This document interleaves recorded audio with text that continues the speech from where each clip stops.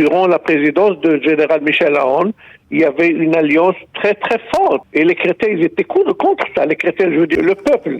Mais ce général Michel Aoun, maintenant, ils sont libres de parler contre Nasrallah parce qu'il n'a pas besoin de lui. Donc c'est la politique. Maintenant, ils se sont courageux et ils parlent contre lui. Mais pendant 6 ans, ce général Michel Aoun, il était avec Nasrallah, il a soutenu Nasrallah, il n'a pas demandé à Nasrallah de retirer ses armes. Et maintenant, il se prend pour un courageux.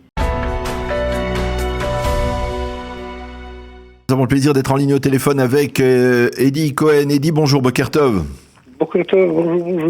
Alors nous vous sollicitons pour essayer de mieux comprendre toujours ce qui se passe dans le nord du pays.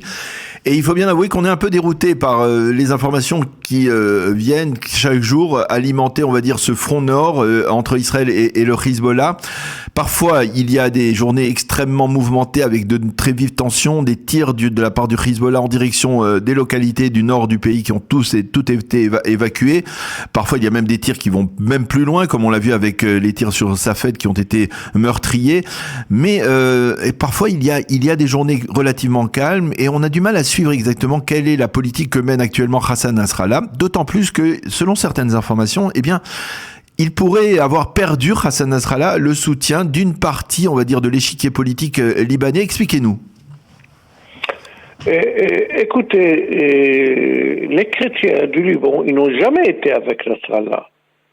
Depuis le mois d'octobre, Tamir Jaja et Nadim Gemayel, l'opposition chrétienne, ils ont toujours été contre Nasrallah. Oui. C'est pas que vous parlez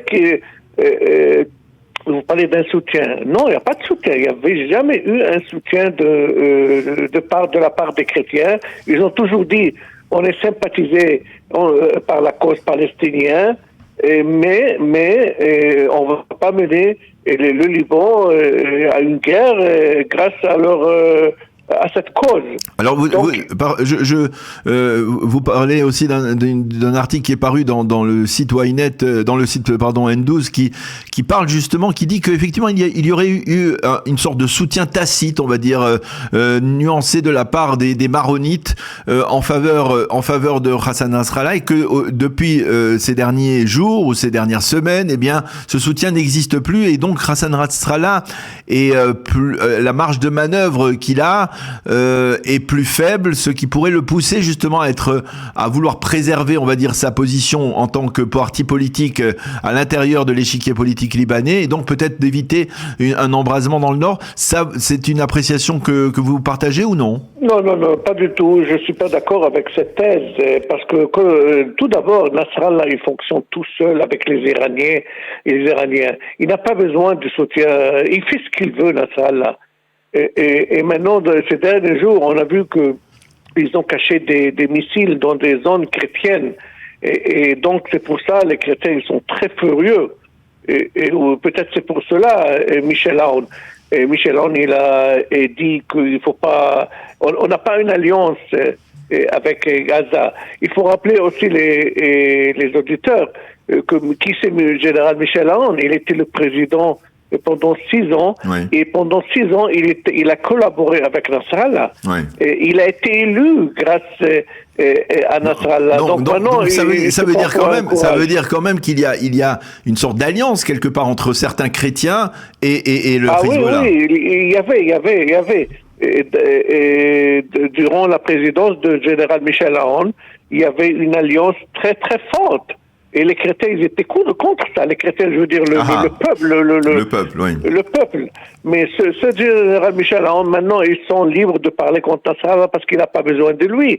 Donc, c'est la politique. C'est la politique. Il n'a pas besoin de lui. Maintenant, ils se sont courageux et ils parlent contre lui. Mais pendant 6 ans, ce général Michel Aoun, il était avec Nasrallah. Il a soutenu Nasrallah. Il n'a pas demandé à Nasrallah de retirer ses armes. Et maintenant, il se prend pour un courageux. Donc quelque part, vous dites que finalement, le seul paramètre qui peut faire bouger Hassan Nasrallah, c'est l'Iran. C'est-à-dire, si l'Iran dit au Hezbollah cesser les opérations contre les forces israéliennes, eh bien, il y aura un peu plus de calme. Évidemment, il y en a une sorte de pression aussi, et on ne parle pas beaucoup, mais il y en a à peu près 84 000 habitants qui habitaient au Liban, qui sont évacués, qui étaient évacués. Ils sont maintenant à Beyrouth. Oui. Et 84 000 à peu près des habitants du Sud-Liban qui sont échappés de cette zone. Et contrairement à Israël, ces gens-là, ils payent eux-mêmes l'hôtel où ils sont chez des amis ou chez des relatifs. Et c'est pour cela, ces gens-là, ils font de pression. Parce que, comme j'ai dit, l'État libanais, ou Nasrallah, ne paye pas l'hôtel à ces gens qui ont laissé tout. Ils ont laissé tout et ils sont maintenant à Beyrouth. Alors à partir de maintenant, on l'a déjà dit, il semble qu'il y ait une sorte de vase communicant entre les opérations dans le sud, dans la bande de Gaza, et ce qui se passe dans le nord. Est-ce que vous êtes d'accord avec cette affirmation répétée plusieurs fois ces derniers jours, selon laquelle un accord qui serait conclu sur, on va dire même un arrêt provisoire des combats dans la bande de Gaza, peut-être pendant la période du Ramadan, eh bien, favoriserait un retour au calme dans le nord?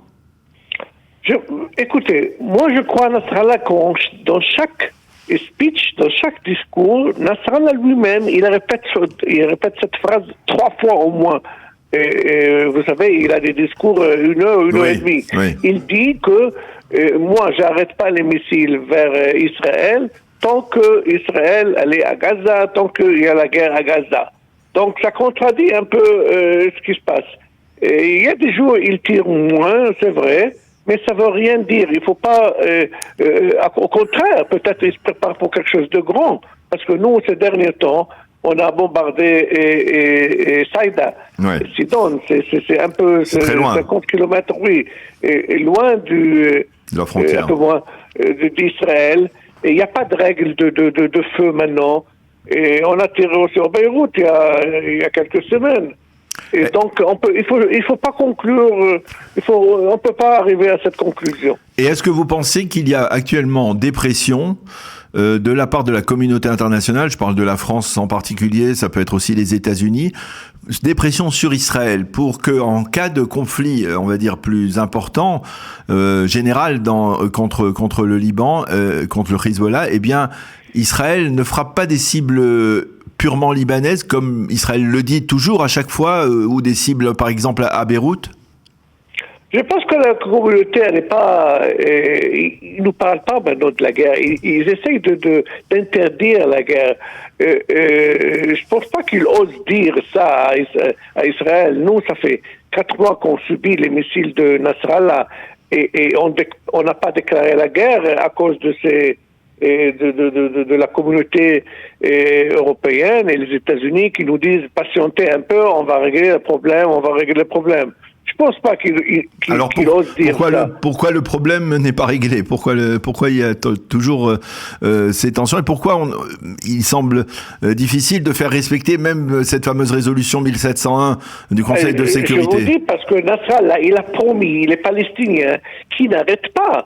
Je répète, dans chaque discours, il dit ça 3-4 fois. Il peut pas faire ça. Il peut pas arrêter.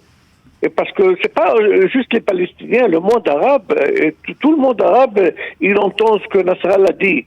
Et il a promis les Palestiniens de ne pas arrêter. Donc chaque initiative de paix, ça va pas marcher. Parce que moi je l'entends ce qu'il dit en arabe, ce qu'il promet les Palestiniens en arabe. Mmh. Et il répète ça 3 ou 4 fois. Mmh.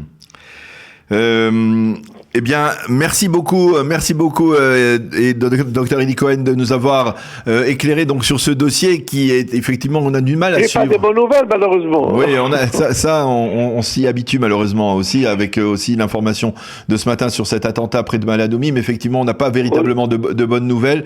Mais en tout cas, merci de nous avoir clarifié ce point important, donc selon lequel bien Hassan Nasrallah ne tient pas véritablement compte des fluctuations dans la vie politique libanaise, mais qui tient plutôt compte, on va dire.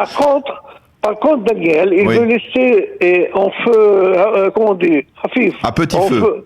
un petit feu, et encore une chose, jamais il va commencer la guerre. Oui. Il ne sera pas le premier à commencer la guerre. Ouais. Et Israël aussi, elle veut pas, l'État d'Israël, il veut pas aussi, Netanyahou veut pas aussi commencer la guerre. Donc on a deux parties, et peut-être Netanyahou veut la guerre, mais il veut pas commencer la guerre. Et aussi Nasrallah, il veut la guerre, mais il veut pas être le premier à commencer. Pourquoi? Parce que il veut pas qu'on le tienne pour responsable. Exactement. Eh bien, merci beaucoup encore une fois, Eddie Cohen, d'avoir été avec nous ce matin. On apprécie toujours vos commentaires. C'est important. On n'a pas beaucoup d'experts du Liban et vous êtes un de ceux-là. Et merci de répondre à nos questions quand on vous sollicite. Bonne journée, à bientôt.